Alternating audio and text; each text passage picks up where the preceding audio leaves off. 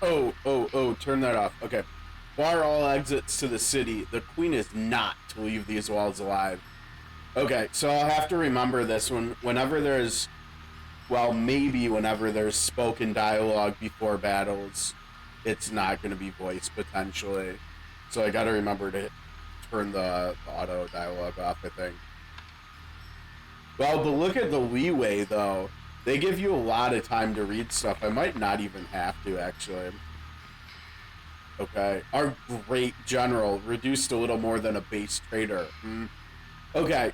So I know they don't explain it yet, or they didn't really explain it, but Ilenia is the queen, right? She's a she's a really badass looking queen, right? But she's the queen, and right now she's trying to buy time for Joseph to spirit us away during this uprising and rebellion that, well, not rebellion, this coup that's being instigated by this guy that she's about to fight here.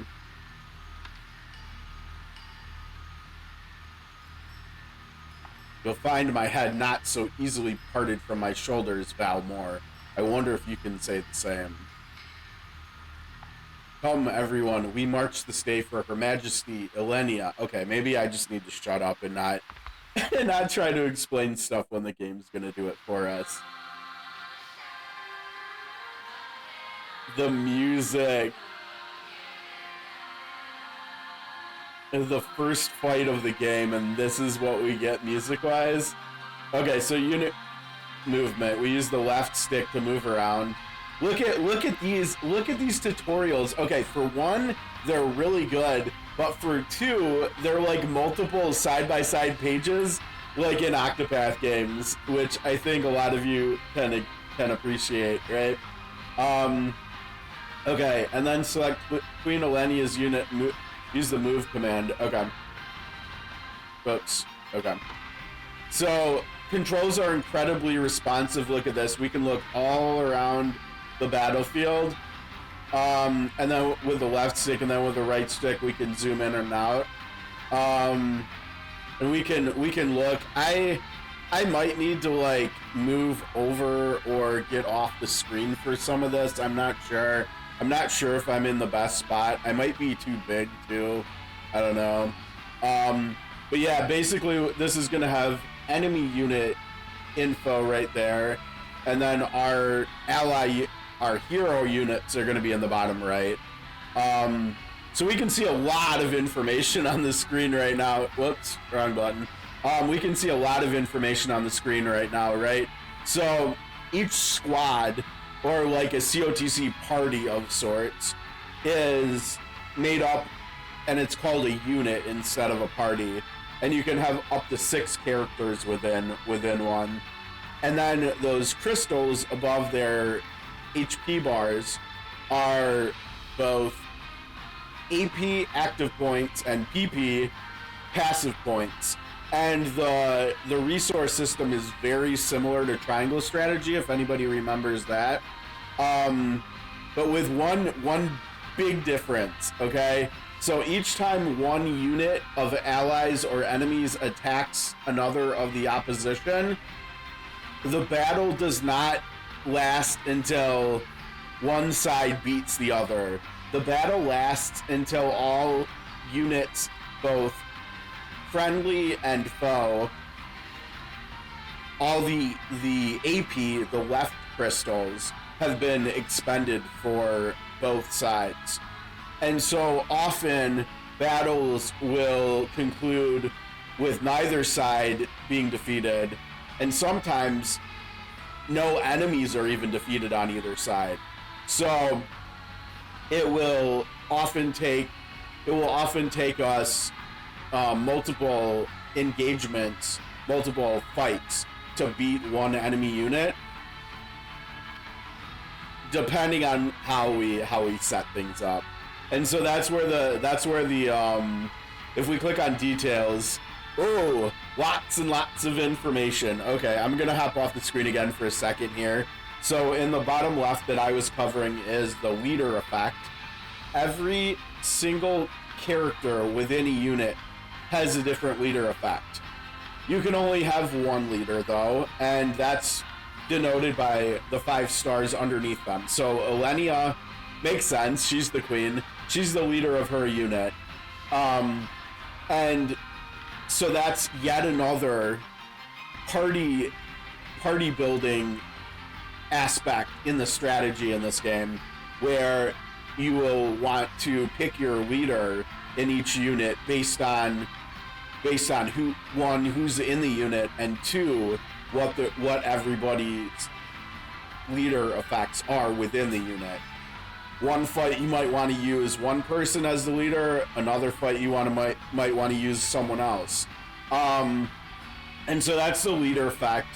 The stamina to the right of that is how many battles a unit can engage in before it needs to replenish.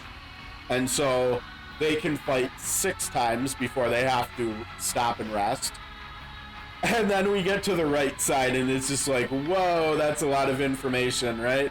Now how do I get my cursor over there again? Okay, let's see. You know what? Oh, I have to click on someone. Okay. So a lot of information. Firstly, why don't we start with the stats? That's less information. But we have stat growths. Anybody that played Fire Emblem games, I'm gonna hop back on the screen here because I might need to use my hands to talk. But anybody who's played Fire Emblem games should be familiar with the letters next to the numbers. Those reflect the stat growth rates of the stats. So like we know from tier lists, S is higher than A, right? So her guard rate is her highest growth stat, basically.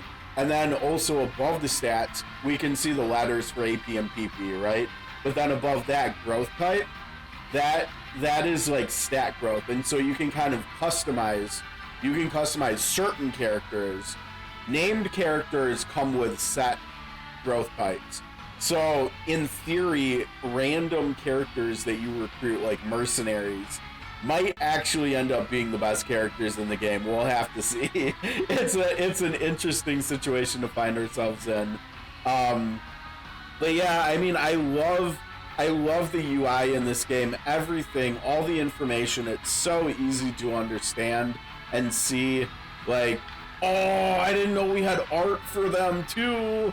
Yo, oh, her art is awesome. I love her design. Oh, whoa, wait. Every character has 3 different things. They have the sprite, they have a portrait, and they have a full body art. Oh shit. Oh man, yet another reason for us to hang out in the menus. All right, fair enough. Okay, let's go back. Well, the loadout is like everything. So let's go to details next. Okay, so we have a lot more information here, right? So at the top in the details, it tells us, I think that's her class, Valkyria. And it gives a description of what it is. So the region, the country that she's about to stop becoming the queen of, but was previously the queen of, is called Cornea. She uses anti-flying and anti-armored skills. Okay, so that means she's effective against Griffinites and Hoplites. I'm assuming that that's respectively, right? Griffinites sound like flying and Hoplites sound like armored. So flying presents an interesting strategic opportunity for us, right? If anybody's played Final Fantasy Tactics, Shining Force, Fire Emblem, basically every SRPG. I mean, you can even throw triangle strategy into that too. Flying units are good in SRPGs, right? They ignore terrain penalties if there are any. They can navigate over terrain. You know, like we have city walls and buildings here. If we had a flying unit here, we could probably just fly over stuff. I didn't actually get far enough into the demo to play around with any flying units, so I'm looking forward to that. What else? So we have class type. I did not go far enough into the demo to really get that much info about that.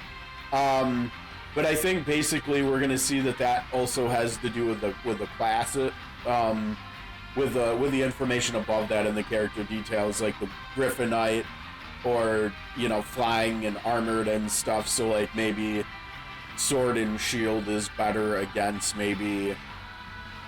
Oh, she's infantry. That makes sense. So she might be better. She might be good against cavalry. I'm not sure. We'll have to learn stuff like that. And then the stamina and stuff, that's stuff we can see elsewhere too. We don't need to touch on that leader effect too. But at the bottom, the rapport detail is really interesting. Now, I've heard a lot of people talk about how this is from Fire Emblem. My first experience with a system like this in an Srpg was actually going all the way back, I think either to the late 90s or early 2000s in Shining Force 3. But basically, it makes it so that characters that work together often get stronger when they're around each other. And if we click on here, yeah, I mean, that's in case you're moving characters from unit to unit maybe, and they end up building rapport with more than just the characters in their current unit.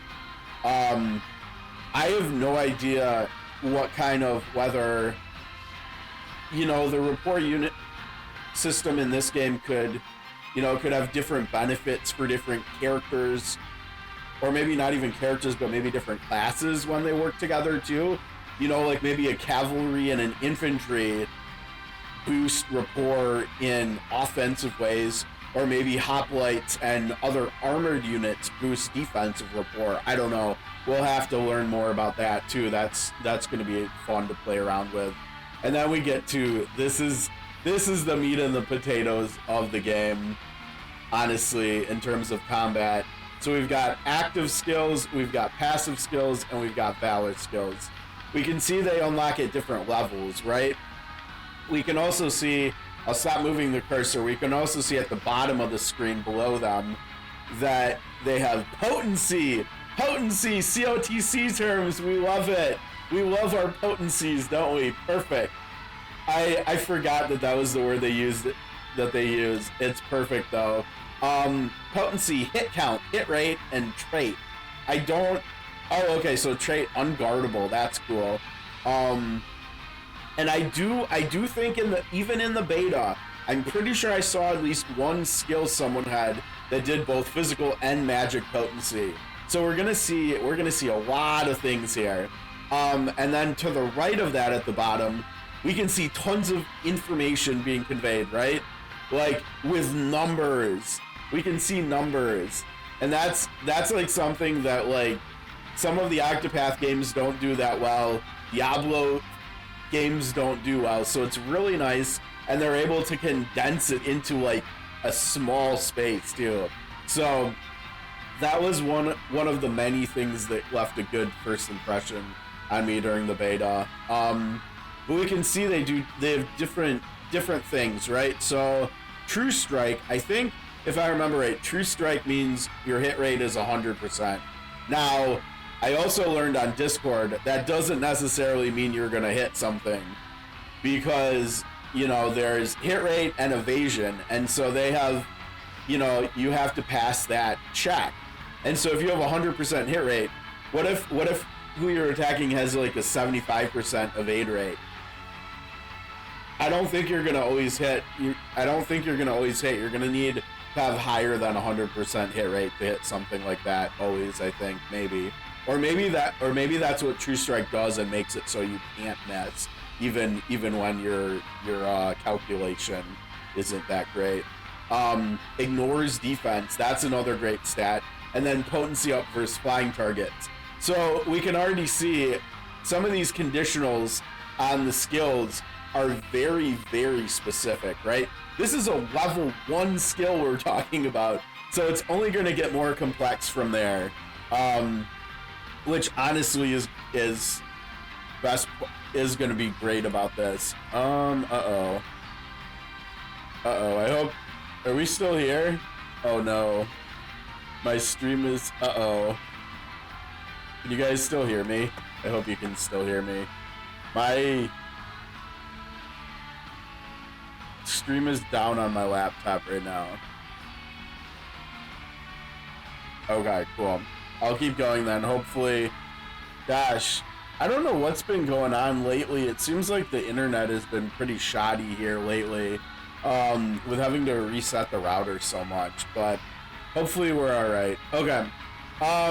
Let's keep looking at stuff, and oh, look at this. Hit count 3. Okay.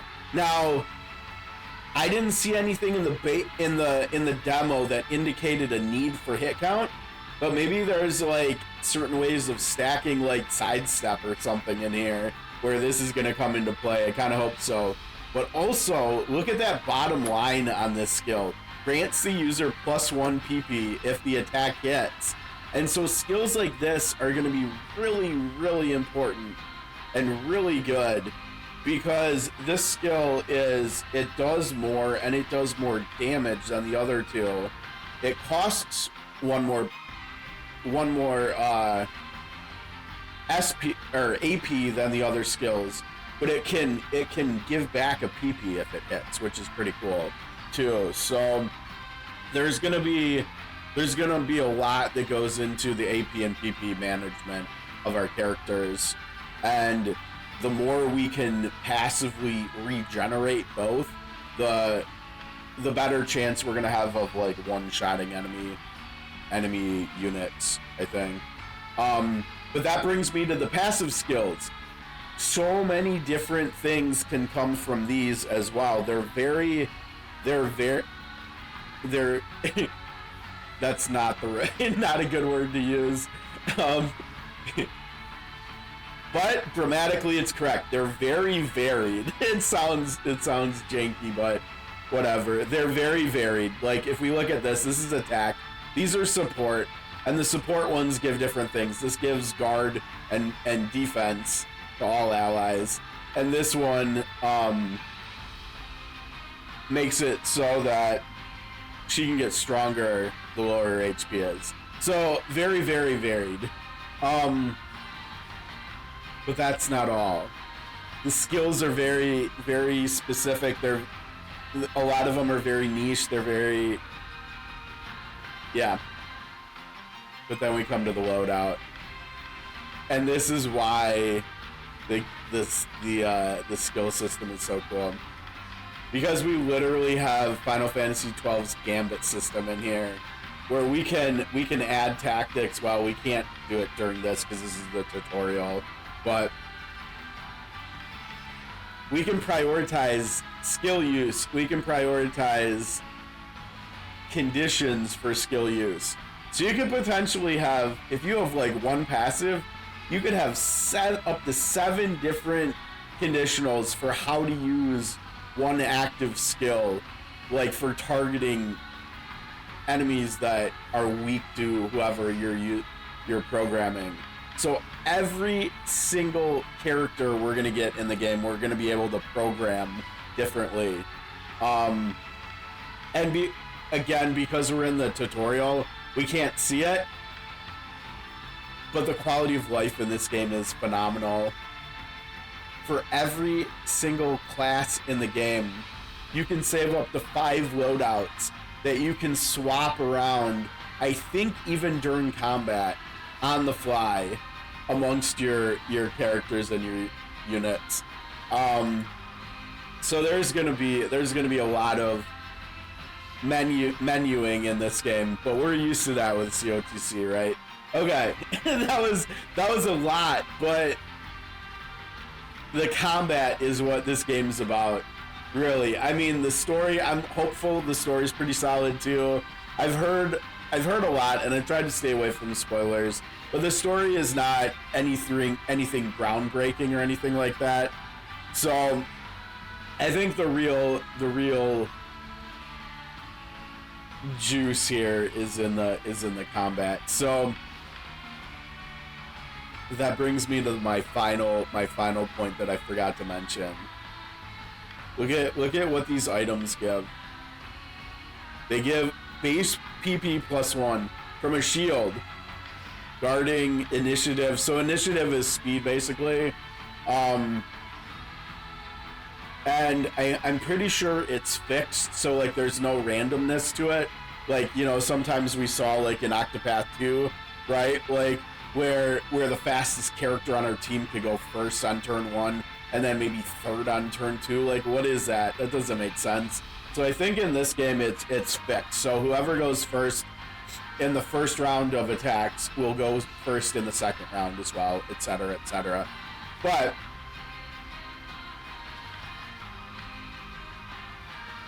oh no! Oh man! I got all excited to share one last thing about the customization and stuff of characters and teams, but alas, I can't right here. But I will say, weapons have skill or skills attached to them, so we're going to be able to customize our teams even further because of weapons alone, giving characters new skills. Some weapons, look at in the bottom, some weapons, like weapons have 3 lines. I don't know if this is, I think this is just more information about those 3 lines on the second page. Not 100% sure. Maybe there'll be 3 more lines there, I don't know. Yeah, I think that conceivably means that one weapon could give a character 3 new skills, which in and of itself is pretty ridiculous when the game is revolves so heavily about customization in combat. Okay, I see stream on laptops back up. Good. Okay. Alright, let's get out of this. Let's see what combat actually is like. So we can't do anything specific. I'm pretty sure we can only attack Valnor. Okay, so on here, let me hop off a second, and we'll take one last look at this before we get into the combat. So we can see, I think in the bottom center, I think the 9 on Valmor's unit and the 6 on our unit, I think that's our stamina. And then we can see, obviously, the HP on Valnor and on the enemies within his unit are, considerably higher than our own, so this probably isn't going to go well. I did a little bit, Suki. I played about 3 hours of it before I decided to just pump the brakes and wait for launch. I didn't want to lose because I was getting so many like, oh shit, that's cool moments. Like, it was moment after moment after moment. I was like, I'm getting too many of these. I want these to happen on stream, so I just stopped. I didn't even get that far in the story, so we can also look at the details. We can look at all this information we just looked at on the Queen. We can look at all of that information on enemies too. Look at this. We can look at all of Val. Or wait, are we looking at Valnor? No, we're looking at. And so all the enemies have names too, which is nice. It reminds me of Final Fantasy Tactics and Tactics Ogre and stuff, about how every enemy has a name, even if they're nobodies. So here is Valmor. He has probably some good stuff, maybe. But man, his stats, he's level 49. Okay. So he's got 3 APN PP, which is a lot. It looks like, I don't know if we'll ever be able to go above 4 for either one, maybe not. I kind of hope not, right? Because there was a limit to how many BP you could get in Triangle Strategy, and that worked out really well, I thought. So, excuse me, I kind of hope it'll be 4 for both of those for this too. I think there's a good chance it will be too, right? Because this scene is a flashback of something that happened in the present past. And I think we're seeing that obviously when we start the actual get out of the tutorial. We'll probably be level 1, and so that's why everybody's so high level here. But let's actually see what combat looks like, right? Okay, so we're gonna go battle them. Now you can speed this up by holding R2. We're gonna get a battle here first. So you can, before you actually go into combat, you can actually organize. You can change anything if you want to. So like we could, if we really wanted to, we could like, oh, I guess it doesn't let you tutorial and whatnot. Okay, we can't change anything. Let's just fight. Okay. So then everything just plays out here. It's like, yeah, I don't know. I might have to move, right? I don't know how much I want to be blocking the enemy every single combat we do.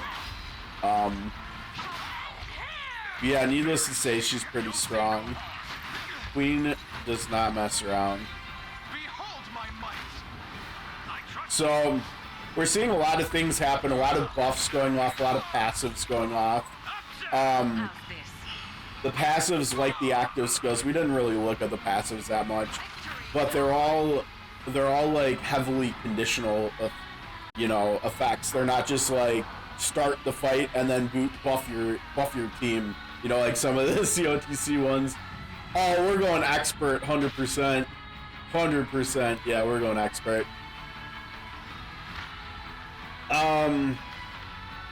We don't actually get to choose the difficulty until after we get out of the tutorial, so that'll be in a little while. But yeah, some of the passives are amazing too, like that, like him guarding for everybody else. It's like the PP. Oh, there's gonna be so many fun things we're gonna be able to do in this game. Like all the other games I play. Like, I can't wait to try to find ways to, like, break the game here. We shall see our duty through. Attack up, buff, nice. Guaranteed crit. Nice, nice. We know about dead aim, right? We know about dead aim. Dead aim's good. Ice Coffin. Now, I'm pretty sure Ice Coffin, like, freezes enemies. And if I remember right, freeze is even better than, like, paralyze in this. Oh my gosh, look at that damage. Now remember, all these characters and enemies are in their 40s, right? And so I think this is, like, technically kind of like an endgame fight, right? Like, I would imagine these levels, at least if I go by, like, other SRPGs I've played in the past, it's probably, like, endgame levels.